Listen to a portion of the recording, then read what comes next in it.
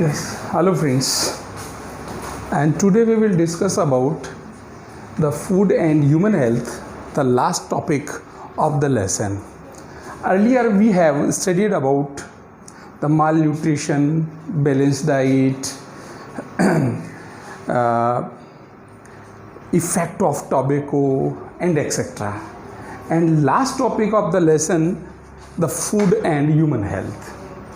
So in this topic we will discuss about the various type of the adulteration. कई प्रकार के जो हमारे फूड स्टफ्स होते हैं, फूड आइटम्स होते हैं, उनमें जो मिलावट है उसके बारे में हम लोग यहाँ डिस्कस करने वाले हैं, जो लास्ट पार्ट है इसका। अभी हम लोग मिल्क का बात करते हैं, and it is also mentioned in your book today milk is not nutritious. आज लोग कहते हैं कि आज दूध भी हमारे लिए क्या रखा, न्यूट्रियस फूड नहीं है। Why? Because it is also the sample of the adulteration material, क्योंकि ये भी एक प्रकार का अडल्ट्रेट मटेरियल है, इसमें भी किसी न किसी प्रकार की मिलावट है। लोग बाग अपने बेनिफिशियल के लिए वो इसको क्या कर रहे हैं, किस चीज़ से बना रहे हैं? The peoples are drinking the detergent, urea, soda, postal colour and refined oil in the name of milk. Milk की जगह, दूध की जगह हम लोग क्या पी रहे हैं? डिटर्जेंट, यूरिया, सोडिया है, ये सारी चीज़ें हम लोग पी रहे हैं। और हमारे पास में जो उत्तर प्रदेश गवर्नमेंट के जो डेटा जारी हुए हैं उसमें पता लग रहा है कि 25% population is drinking impure milk. वो अशुद्ध दूध पी रहे हैं, हार्मफुल मिल्क पी रहे हैं, जिसकी वजह से हमारे पास में बहुत सारी डिजीज़ जनरेट हो रही है। Next thing, the conditions of the vegetable oil and ghee available in the market is also dangerous. बाज़ार में जो हमारे पास में ये तेल और घी हैं, इनकी स्थिति भी बहुत अच्छी नहीं है। क्यों? क्योंकि इनमें भी मिक्सअप किया जा रहा है। कैसे? मस्टर्ड ऑयल, इसमें क्या मिलाया जाता है? सीड ऑफ आर्जिमाना, ठीक है। लो कॉस्ट पाम ऑयल मिला दिया जाता है, आर्जिमोना के बीज मिला दिए जाते हैं। और हमारे राजस्थान में लगभग 15 साल पहले एक बहुत बड़ा स्कैंडल भी हुआ था इसी मस्टर्ड ऑयल का, और उसमें बहुत सारे, एक टाउन में बहुत सारे लोग इससे बीमार हो गए थे, और कुछ लोगों की उसमें डेथ भी हो गई थी। तो ये बहुत ही डेंजरस चीज़ है, लेकिन लोग अपने फ़ायदे के लिए वो क्या कर रहे हैं, बाकी की जनता के साथ में खिलवाड़ कर रहे हैं। सिमिलरली अब लोग क्या करते हैं फ्रेंड्स, कि हमारे पास में आर्टिफिशियल कलर मिला रहे हैं। किस में? जैसे देखिए रेड चिली पाउडर में क्या मिलाया जा रहा है? ब्रिक सैंड का मतलब हो गया ईंट का बुरादा, ईंट का चूरा, बहुत इजीली मिल जाता है इसके अंदर। Lead chromate and yellow soil, पीली मिट्टी जो कोड़ियों के भाव आती है, जिसकी कॉस्ट बहुत लो कॉस्ट होती है, उसको किस में मिलाया जा रहा है? टर्मरिक, हल्दी में, जिसको कि हम कहते हैं कि साहब रोज़ हल्दी वाला दूध पीना चाहिए। हल्दी हमारे लिए क्या करता है? एंटीसेप्टिक का काम करता है, और उसमें वो लोग मिला रहे हैं। एंड सल्फर इन कोरिएंडर, धनिया के अंदर सल्फर मिलाया जा रहा है।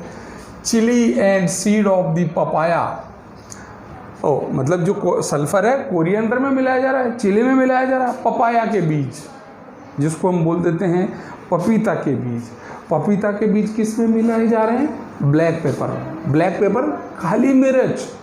तो काली मिर्च में, क्योंकि जो ब्लैक पेपर है बहुत कॉस्टली आइटम होता है, उसकी जो रेट्स होती है 1000 रुपीज़ के जी, 1500 रुपीज़ के जी।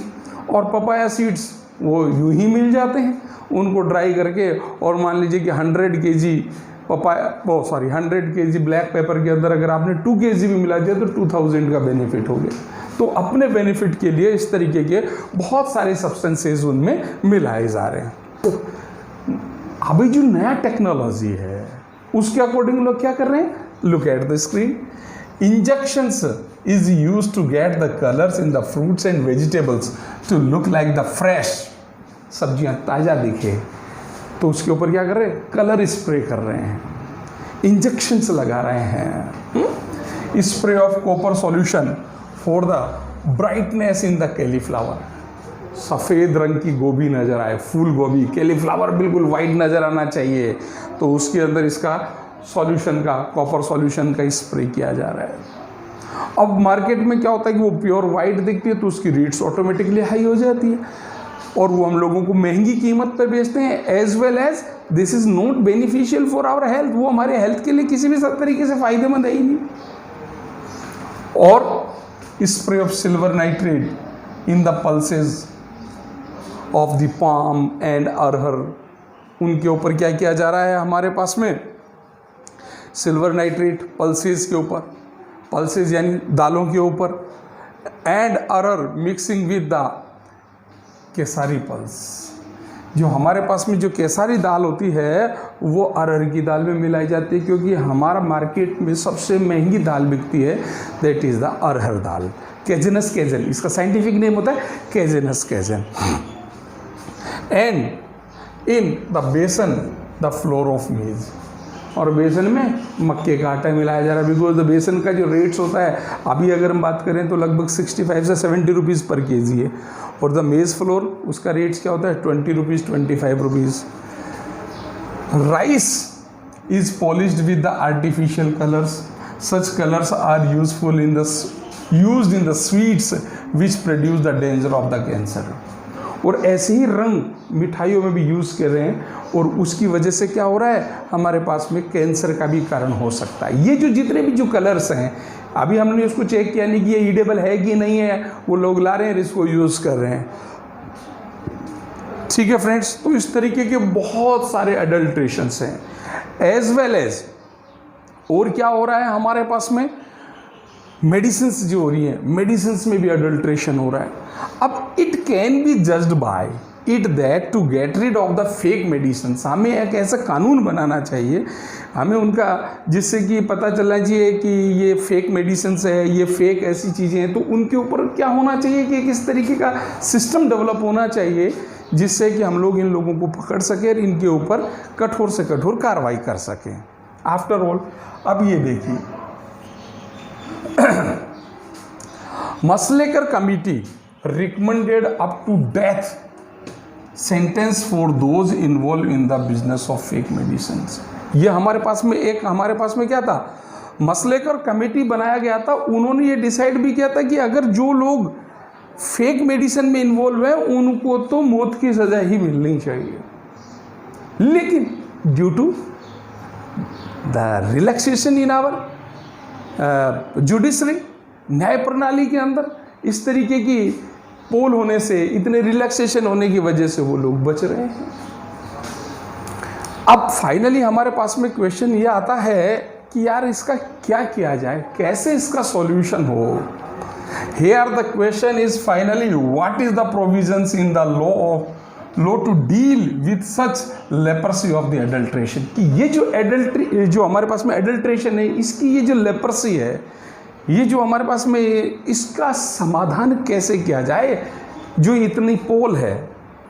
The truth is that to remove this problem from the root here in lack of the standard in India with regard to safe food, there is law in India in 1954 prevention of food adulteration। ये 1954 में government of India ने एक act बनाया, किसके लिए, एडल्ट्रेशंस को रोकने के लिए।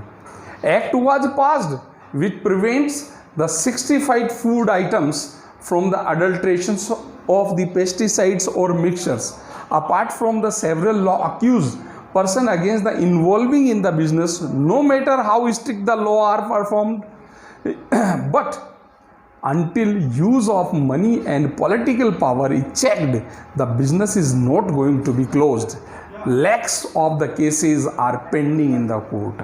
आज लोगों के पास में इतनी अप्रोच है अपने मिनिस्टर से या पैसे की ताकत से, जो हमारा करप्शन है उस करप्शन की वजह से सब लोग निकल करके चले जाते हैं या फिर उस केस को होल्ड पे डाल दिया जाता। आज भी लाखों केस जो अडल्ट्रेशन से रिलेटेड है उनको होल्ड पे डाला हुआ है और बहुत सारे केसेस जो हैं वो हमारे पास में पेंडिंग पड़े हुए हैं। अब friends If the government is firmly determined to prevent the adulteration, then there is no doubt that the adulteration will be controlled. अगर सरकार इस पे दृढ़ निश्चय कर ले कि हमें एडल्ट्रेशन को रिमूव करना है, तो कोई बहुत बड़ी चीज़ नहीं है। रूल्स को स्ट्रिक्टली फॉलो किया जाए, उनके ऊपर पेनल्टीज हैवीज लगाए जाएं, उनके ऊपर जो हमारे पास में जो सज़ा होती है वो स्ट्रिक्ट हो, 10 साल का हो, उम्र कैद हो, तो शायद लोग इस चीज़ को थोड़ा सा कम करेंगे, एडल्ट्रेशन से दूर भागेंगे। ठीक है फ्रेंड्स, तो it only requires a solid policy and effective implantation. तो हम लोगों को क्या चाहिए? एक इफेक्टिव पॉलिसी चाहिए, इम्प्लीमेशंस प्रॉपर होना चाहिए। अगर हमारा इम्प्लीमेशन प्रॉपर नहीं है, पॉलिसीज तो चाहे जितनी बनाओ बनती आ रही है और बनती रहेगी, लेकिन उनका इम्प्लीमेशन प्रॉपर होना चाहिए। तो फ्रेंड्स, ये इस तरीके की कुछ प्रॉब्लम्स थी जो हमारे इस लेसन के लास्ट टॉपिक में बची हुई थी। अब उसके बाद में फ्रेंड्स हमारे पास में इसके कुछ छोटे छोटे जो क्वेश्चंस हैं, अगर हम लोग उन पे बात करें तो वो किससे रिलेटेड है। तो जो बेसिक 1 मार्क्स के या 1 सेंटेंस के जो क्वेश्चंस हैं वो मैं आपको बता देता है।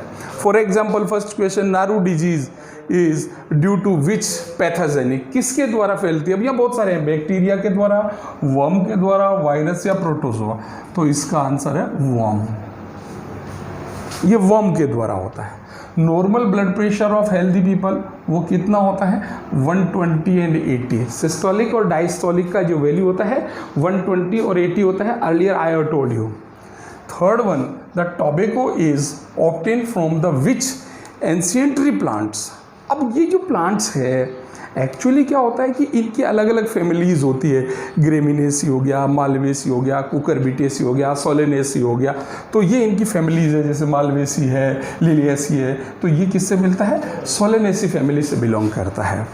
The main component of wine, wine में मेन कंपोनेंट क्या होता है? जब मैं बताया था आप लोगों को कि इसके अंदर क्या होता है हमारे पास में फ्रेंड्स, C2H5OH एथिल एल्कोहल या ethyl alcohol. Which disease occur due to the shortage of iodine, iodine की कमी से कौन सा डिजीज होता है? अब जैसे नाइट ब्लाइंडनेस से पता होना चाहिए, ये किसकी वजह से होता है? Due to the lack of vitamin A या vitamin A, rickets from the lack of the vitamin D, और दिस वन इज गिरिंडाइन, गोएटियर, गिरिंडाइन and goitre same is, and infertility belongs to the vitamin K. Okay, now write the scientific name of the opium plant. Earlier I have told you the Papaver somniferum. Next one, what is the reason of the fatty liver disease? कि ये fatty liver disease का main reason क्या है? तो friends, इसका main reason है alcohol. जो लोग जितना ज़्यादा एल्कोहल का सेवन करते हैं उन लोगों को ये प्रॉब्लम होती है, ये मैंने आपको पहले भी बता दिया है। Which harmful substance found in tobacco, tobacco में कौन सा हार्मफुल पाया जाता है? That is nicotine. Okay, write the name of the instrument which is the use in the measuring of the blood pressure, blood pressure को measuring करने वाला equipment sphygmomanometer, sphygmomanometer. Okay, and finally write the name of the pathogenic which causes the naru disease. Naru disease किसके द्वारा फैलता है? तो ये फैलता है हमारे पास में ड्रैकनकुलस मेडिनेंसिस। ठीक है फ्रेंड्स, तो इस तरीके के ये हमारे पास में 1 लाइन वाले क्वेश्चंस थे। रिमेनिंग ऐसे type questions and long questions, उनका सॉल्यूशंस मैं आपको पहले बता चुका हूँ। आप लोगों को जब ये लेसन अगर आपको प्रॉपरली समझ में आ गया तो आप वेरी इजीली आप उनका आंसर दे सकते हैं। तो आई थिंक ये लेसन आपको अच्छे से समझ में आ गया होगा, और यदि अगर आपको अच्छे से समझ में आ रहा है तो इसको बार बार देखिए, शेयर कीजिए, लाइक कीजिए, और नेक्स्ट क्लास में the next lesson we will discuss in our next class. Till then, thank you, good bye.